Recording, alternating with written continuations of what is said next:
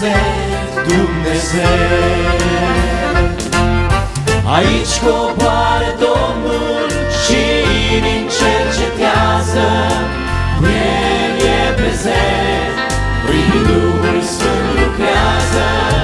Aici e unde lemnul e balsam de vindecare, aici izvorul curge, aici primește tare.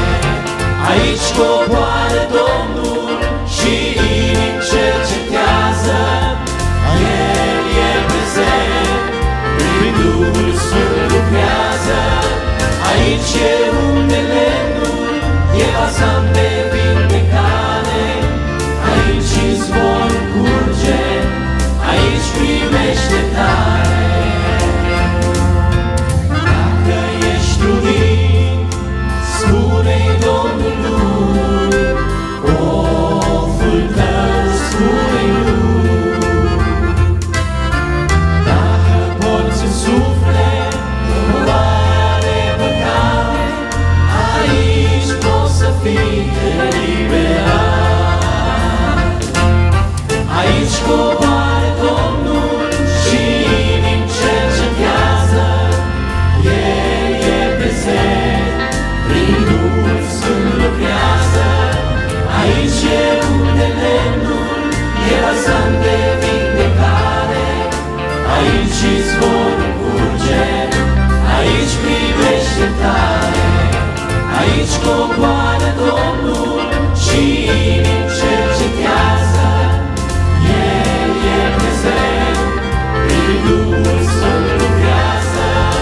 Aici e unde lemnul e balsam de vindecare, aici izvorul curge, aici primește tare.